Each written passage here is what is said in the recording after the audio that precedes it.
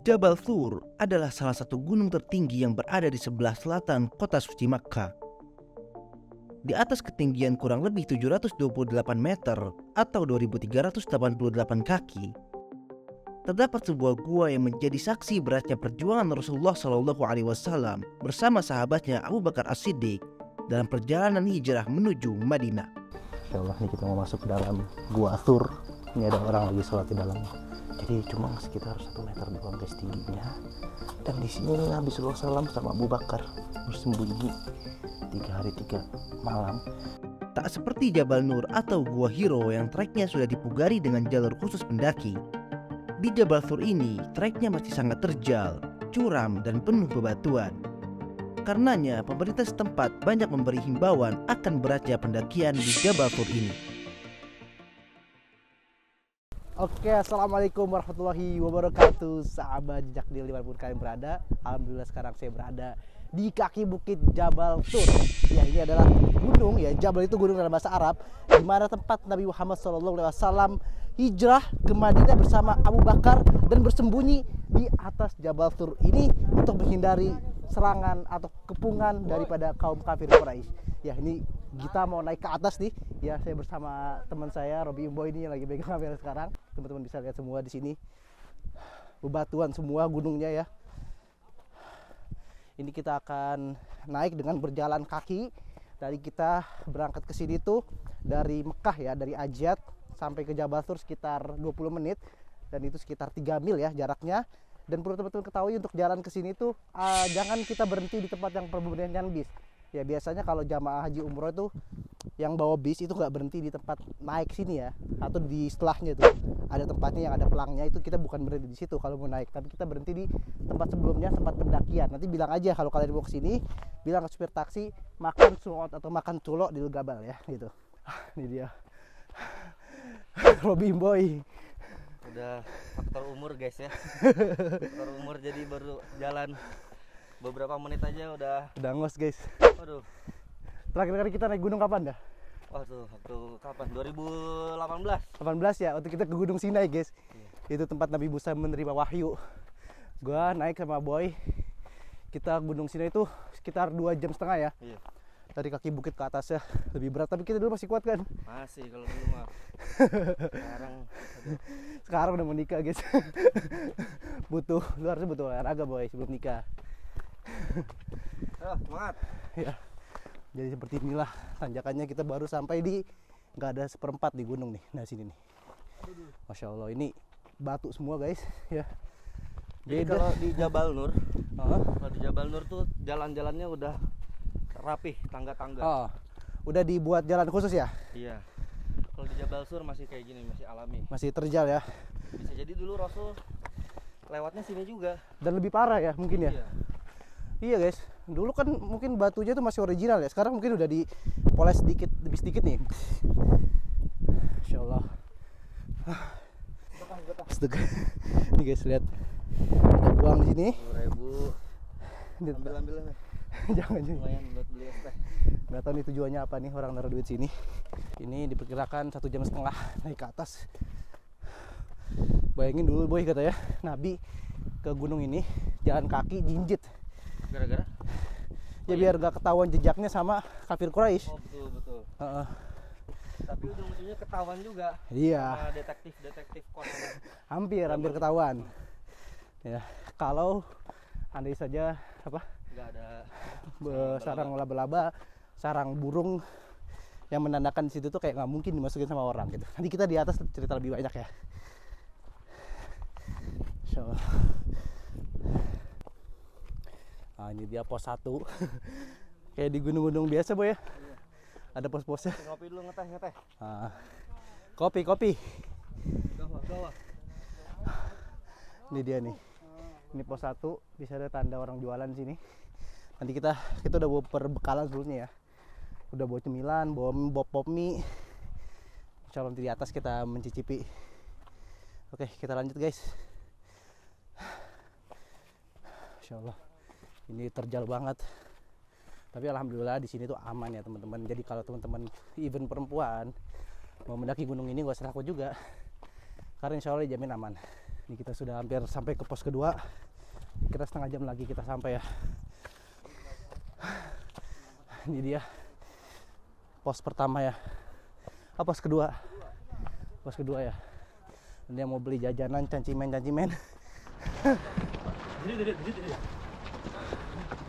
Ya, tuh lihat. Ibu-ibu semua nih. Tuh. Juga naki. Insyaallah. Assalamualaikum. Waalaikumsalam. Insyaallah. Sudah sabah. Minen antum? Where are you from? Pakistan? Pakistan? Turki ya? Oh, how old are you? Nggak ngerti dia bahasa Inggris. Gue nanya umur. Orang Turki guys dia. Lihat seumur segitu, mak-mak naik Jabal Thur loh. Insyaallah. Alhamdulillah guys, kita sudah sampai di atas. Ini dia pemandangan di atas Jabal Thur. Kita sampai maghrib nih ya. Masya Allah, indahnya. Ya, jadi ini guanya guys. Nih, lihat orang-orang lagi foto di depan sini guanya. Nah, nanti kita masuk ke dalam ya. Tapi gue lapar banget, bener. Kita mau masak pop mie dulu guys. Sekarang kita bawa pop mie. Itu air 2 real ya. Kita minta air panas lagi guys. Nah. Ini Udah kayak gunung-gunung di Indonesia guys. Di puncak gunung suka ada pos-pos gitu ya. Pos-pos kayak gini. Jadi nggak usah takut kehausan, kelaparan. Di sini ada. Ya tuh lihat tuh Burj Sa'ah, Jam Tower ya. Kemarin gua nginep di situ tuh. Lu pernah nginep di situ kan? Enggak. Belum pernah. Jamal lu belum pernah. Enggak pernah. Cobain ya. Bismillah. Tungguin kita makan, habis itu kita masuk ya. Masuk ke gua. Kita cerita tentang sejarah Nabi, oke? Ya. Selamat makan guys. Ya oke teman-teman semua. Ya jadi ini sekarang menunjukkan pukul 10 malam. Tadi saya sama Robi, sama Boy kita nongkrong dulu di bawah tadi, makan dulu sambil nunggu di gua ini agak sepian ya. Karena emang nggak pernah sepi guys tempat ini. Dan biar kita bisa masuk ke dalam, kita nunggu sepi ya. Ini Masya Allah banget. Gelap banget dan kita pakai senter 2 tuh, senter HP karena kita nggak bawa lighting ya. Nah jadi di gua ini ada 2 pintu ya guys ya. Ini pintu belakang, kita nggak lewat pintu depan karena pintu depan susah banget masuknya, sempit ya. Jadi kita lewat sini. Nggak bisa boy, lewat sini boy. Lewat sini. Ayo guys, ikuti saya. Masya Allah, ini lihat. Terangan ya? Masya Allah, ini kita mau masuk ke dalam Gua Thur. Gua di mana Nabi SAW bersembunyi bersama Abu Bakar As-Siddiq ya selama 3 hari 3 malam di sini. Masya Allah, ini ada orang lagi sholat di dalamnya. Assalamualaikum. Masya Allah. Ya, ini kita di mulut gua, di pintu belakang. Jadi di sana ada pintu depan juga. Ya, ini lihat nih. Jadi cuma sekitar 1 meter doang guys tingginya. Dan di sini Nabi SAW sama Abu Bakar bersembunyi 3 hari 3 malam. Dan dikisahkan kan bahwasanya Abu Bakar itu ketika memasuki gua ini beliau masuk duluan ya, dan menyuruh Nabi nunggu di luar. Untuk apa? Untuk memastikan bahwasanya di dalam ini aman. Bahkan dulu dibajak beberapa lubang-lubang ya. Nah Abu Bakar pun merobek pakaiannya dan menutupi lubang sampai tersisa 2 lubang yang mana itu ada di bawah. Abu Bakar menutupinya seperti ini nih ya. Kita praktekkan di sini aja ya. Nah, ditutupi lubang ini dan Nabi menyuruh Nabi untuk tidur di atas pangkuan Abu Bakar. Itu saking cintanya sahabat dengan Nabi SAW. Dan dikisahkan juga bahwasanya ketika Nabi SAW tidur sempat Nabi terbangun karena apa? Karena tetesan air mata yang dikeluarkan oleh Abu Bakar. Kemudian Rasul bertanya, kenapa ya Abu Bakar? Kenapa kau menangis? Lalu Abu Bakar bilang, kakinya itu sempat digigit oleh hewan, entah hewan apa, serangga atau ular. Pokoknya dia menahan sakit sampai air matanya keluar dan membasahi wajah Nabi. Kemudian Nabi pun memberikan ludahnya dan mengusapnya hingga sembuh ya. Oke teman-teman semua, alhamdulillah tadi kita sudah masuki Jabal Thur ya, atau Gua Thur. Ya, jadi di sini kita mau berbicara tentang hijrahnya Nabi SAW ke Madinah ya, karena Jabal Thur ini kan berkaitan dengan peristiwa hijrahnya Nabi ya Betul, ke Madinah. betul. Ya Gaya. Jadi kita mulai dari mana nih? Dari di Mekah dulu aja. Ya dari Mekah ya. Jadi Nabi Sallallahu Alaihi Wasallam kan itu pasca mulainya beliau hijrah ke Madinah itu kan ketika Baiat Aqobah kedua. Betul. Ya kan ya, Baiat Aqobah kedua. Ketika itu Nabi Sallallahu Alaihi Wasallam sudah mendapatkan dukungan nih dari para orang Madinah ya. Ketika di Baiat Aqobah pertama, kalian bisa searching ya, bisa cari. Apa baiat itu apa baiat? Ya, Baiat Aqobah Baiat itu artinya- sumpah setia. Nah, sumpah setia beriman kepada Rasulullah SAW. Ya, dan di tahun ke-14 kenabian ya barulah Nabi SAW mengizinkan para sahabat untuk hijrah ke Madinah, karena di Madinah sudah mendapatkan sokongan, bantuan, dan mendapatkan supporter lah di Madinah gitu. Sebelumnya Nabi Muhammad ini pernah bermimpi, pernah bermimpi bahwasanya Nabi berhijrah ke sebuah kota yang mana kota ini ditumbuhi banyak sekali pohon kurma. Nah, tapi Nabi Muhammad mengira itu adalah kota Yamamah atau kota Hijr, karena di situ juga banyak pohon kurma. Ya, tapi ternyata itu adalah kota Madinah Al-Munawwarah. Ya. Dulu kota namanya kota Yasrib. Nabi itu hijrah terakhir kan? Betul, bersama terakhir. Abu Bakar Siddiq. Siddiq ya. Jadi kan ketika Nabi ingin hijrah ke Madinah ya, orang kafir Quraisy itu sudah mengetahui ya bahwasanya beberapa sahabat Nabi sudah meninggalkan kota Mekah untuk Madinah. Ya, dan mereka tuh takut mereka tuh Islam ini semakin besar ya kan, dan mengganggu kedaulatan si Quraisy ini. Betul. Ya, apalagi di Madinah itu kan jalur strategis ya, Bu ya. Biasa orang kalau mau berdagang, ila fi Quraisy ila fihim rihlatas syita'i was-shaif. Bahkan ada ayat Qur'annya tuh yang menjelaskan bahwasanya kaum Quraisy itu emang suka berdagang ya di waktu shaif wasyita, waktu musim panas musim dingin. Ya. Nah, ketika itu akhirnya kaum Quraisy pun membuat sebuah rencana ya makar ya dengan mengutus 11 suku untuk membunuh Rasul ya. Tapi ketika itu Rasulullah tahu karena diberitahu oleh malaikat Jibril mungkin ya. Akhirnya Rasulullah menyuruh Sayyidina Ali bin Abi Thalib untuk menggantikan tidur di kasurnya Rasulullah dan diselimuti gitu. Dan mereka kenapa mengutus 11 dari setiap suku? Karena biar kalau kenapa-napa ya mereka Bani Hashim ini nggak berani nyerang 11 suku ini. Ya, mereka cupu juga ya. Nggak berani loh butuh satu orang ya kan. Karena Nabi selain emang orang yang terpandang ya, meskipun mereka benci tapi mereka menganggap Nabi itu orang yang mulia, orang yang al-amin, orang yang terpandang gitu, orang yang disegani. Ya, kemudian Nabi SAW pun akhirnya menyuruh Ali kan tadi ya, menyuruh Ali tidur di di kasurnya. Ya, dan kemudian Allah Subhanahu wa taala mengirim ya membuat mereka ngantuk. Ada yang bilang membuat mereka ngantuk, dan juga ada riwayat yang berkata bahwasanya dikirimkan debu sehingga tidak bisa melihat. Ya, melihat Nabi SAW keluar dari rumahnya itu bersama Abu Bakar As-Siddiq. Keluar rumah kemudian menghampiri Abu Bakar. Ya, betul. Iya, jadi ini ada di Al-Qur'an juga kan ya. Wa ja'alna baina min baina aydihim sadda wa min khalfihim saddan fa aghshaynahum fahum la yubsirun. Nah, kemudian kami tutupi penglihatan mereka fahum la yubsirun, dan mereka enggak bisa melihat Nabi. Sampai Allah kisahkan di dalam Quran surat Yasin ya. Ya, jadi memang Nabi itu keluar rumah tanpa diketahui oleh kaum Quraisy dan karena Allah menutup pandangan mereka. Ya, kaum Quraisy ini. Kemudian Nabi subuh-subuh menjelang fajar tuh ke rumah Abu Bakar, kemudian pergi ke mana? Ke Jabal Thur. Nah, ini nih yang unik nih. Gimana strateginya Rasul? Jadi Rasul itu dia nggak lewat jalan yang ke arah Madinah.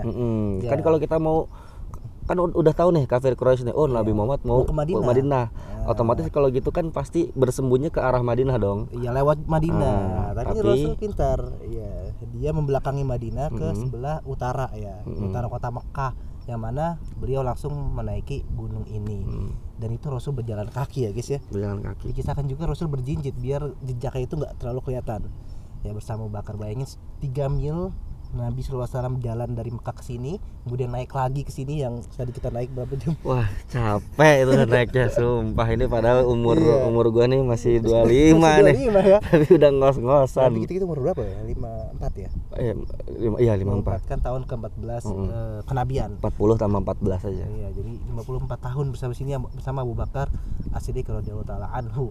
Ya, dan ketika sampai di mulut gua yang tadi kita sudah masuk itu kan dan Nabi SAW itu di dalam 3 hari 3 malam sampai ketika itu dikisahkan ya kaum Quraisy itu membuat sayembara. Ya, sayembara, barang siapa yang bisa mendapatkan Muhammad baik secara hidup dan mati itu akan diberikan 100 ekor unta. Unta tuh dulu udah kayak Lamborghini guys. Lamborghini guys, 1 Wow. unta ya. Nah, ini 100 unta guys. Siapa yang nggak tergiur? Ya, dan itu diumumin bukan cuma di Makkah doang, bukan cuma di Hijaz, Makkah, Madinah, tapi itu seluruh jazirah Arab, berarti Yaman, Syam itu semua tahu kabar sayembara ini. Makanya ada beberapa orang yang ketika itu sempat mau mendatangi gua ini dan hampir ketahuan ya. Hampir ketahuan. Iya. Dan sampai jejak kakinya itu dilihat oleh Abu Bakar As-Siddiq di mulut gua itu, ya. di gua itu. Kaki mereka itu ya sudah kelihatan oleh Abu Bakar, sampai Abu Bakar ketakutan ya akhirnya. Ketakutan kepada kemudian Nabi tahu ya rasa ketakutan ini. Ya. Nah, kemudian barulah turunlah ayat di surat At-Taubah, illa tansuruhu faqad nasarahullah. Kalaulah tidak ada yang menolong Rasul, maka Allah lah yang menolong Rasul. Id akhrajahul ladzina kafaru, ketika orang-orang kafir itu mengeluarkan Nabi dari kota Mekah. Nah, id akhrajahul ladzina kafaru tsaniyatnaini id huma fil ghar. Id yaqulu li sahibihi la tahzan innallaha ma'ana. Itu tuh ya kata Nabi, madhunnuka ya Abu Bakrin bi'ithnaini Allahu thalithuhuma. Apa yang menurutmu, apa pandanganmu ya Abu Bakar tentang 2 orang yang ada di dalam gua dan ketiganya ada Allah? Itu Nabi menenangkan hati Abu Bakar ketika ketakutan. Ya baru turunnya ayat ini ya. La tahzan, janganlah bersedih, sungguhnya Allah itu bersama kami. Nah, ini gua Thur ini disebutkan di dalam Al-Qur'an, tapi tidak disebutkan Thurnya itu tidak disebutkan, ya, cuma idhuma fil ghor. Ghor itu artinya gua. Gua ya. Kalau kahfi itu bahasa Arabnya gua yang lebih besar, kayak Ashabul Kahfi, kisah 7 pemuda yang ada di gua Ashabul Kahfi kan guanya gede. Iya. Ya, dan itu kaum Quraisy ketika mendapati di mulut gua itu, mereka tuh nggak ngeh ya di dalamnya ada orang. Karena apa? Karena di luar itu ternyata ada burung ya. Nah, ada ini sarang burung ya. Ada sarang burung yang burungnya itu bertelur. Jadi kan ada 2 pintu. Ada 2 pintu depan belakang. Ada 2 pintu depan belakang. Entah yang depan apa entah yang belakang lah. Pokoknya salah satu dari mulut guanya itu ada sarang laba-laba, ya kan? Dan kemudian setelah 3 hari 3 malam Nabi bersembunyi di dalam gua, akhirnya ketika sudah mulai reda ya tentang kabar pencarian Nabi sallallahu alaihi wasallam, akhirnya beliau bersama Abu Bakar keluar dan menyewa seorang yang sudah disewa ya sebelumnya ya, Abdullah bin Uraikid. Ya. Orang kafir. Ubaidillah bin Uraikid. Ya, beliau itu orang kafir ya, seorang kafir dalil ya, gayet. Ya, Nabi hire gayet ya, mutawif ya, buat nemeni ke Madinah. Ya, dan di sini Nabi sebenarnya bekerja dengan orang kafir karena memang mereka itu orang ini bisa dipercaya. Nah, bahkan dikisahkan juga kan ketika itu ada sempat seorang pemuda ya namanya Suraqah bin Malik itu hampir mendapati Nabi, hampir dapatlah Nabi ya, kekejar ya. Karena beliau ini Suraqah bin Malik, si Suraqah ini karena dia adalah penunggang kuda yang baik ya. Dan ketika hampir dekat dengan Nabi, itu kudanya beberapa kali tergelincir. Itu pertolongan Allah itu. Iya, pertolongan Allah, dan akhirnya nggak bisa kekejar Nabi itu ya. Dan akhirnya pada sekitar 9 Rabiul Awal ya, kemudian Nabi pun sampai di kota Madinah, dan ketika mendekati pintu kota Madinah ya, Nabi SAW membangun sebuah masjid, yaitu Masjid Quba. Kenapa dinamakan Quba ya? Karena itu di daerah Quba ya, daerah Quba ya. Bahkan Allah berfirman ya, la masjidun ussisa 'ala taqwa min awwali yaumin ahaqqu an taquma fihi rijalun yuhibbuna ayyatatahharu wallahu yuhibbul mutahhirin. Masya Allah. Itu masjid yang pertama kali dibangun oleh Nabi SAW di atas takwa. Masjid Quba itu masjid pertama ya, sebelum Masjid Nabawi ya. Ya, sebelum Masjid Nabawi dibangun. Kemudian Nabi sampai di Madinah dan akhirnya beberapa sahabat sudah menunggu. Oh, disambut dengan apa? Tola'al badru alaina. Waktu sampai akhir udah. Iya, gitu. Kaniyatil wada. Masya Allah, itu terharu banget ya. Dakwah Nabi loh selama berapa tahun di Mekah? 13. Iya, 13 tahun dakwah di Mekah, penuh dengan ancaman, cacian, hinaan, bahkan hampir dibunuh. Kemudian akhirnya finally bisa sampai ke kota Madinah dan menyatukan kota Madinah yang ketika itu terpencar belai oleh kesukuan ya, fanatik buta kesukuan. Nabi sallallahu alaihi wasallam menyatukan orang-orang Madinah. Bahkan di sana Madinah itu adalah kota yang multikultur ya. Orang Yahudi pun tinggal di sana, orang Nasrani, kemudian orang suku Baduy segala macam semua berkumpul, dan Nabi satukan dengan satu yaitu piagam Madinah. Betul. Ya, Masya Allah, tabarakallah. Dan ketika itu Nabi sampai di Madinah, akhirnya banyak orang yang meminta para sahabat untuk tinggal untuk menyuruh Nabi tinggal di rumahnya ya, gitu kan ya, Rebutan. gitu. Tapi Siapa yang nggak mau kan rumahnya ditinggali oleh kekasih Allah, utusan Allah, maka rebutan itu. itu semuanya pingin narik untanya Nabi, tapi apa? Akhirnya Nabi menyuruh untanya untuk berjalan sendiri ya. Di mana dia berhenti, maka di situ aku tinggal. Akhirnya Nabi berhenti di sebuah dekat rumahnya siapa? Abu Ayyub Ansori. Makamnya ada di Turki ya. Turki.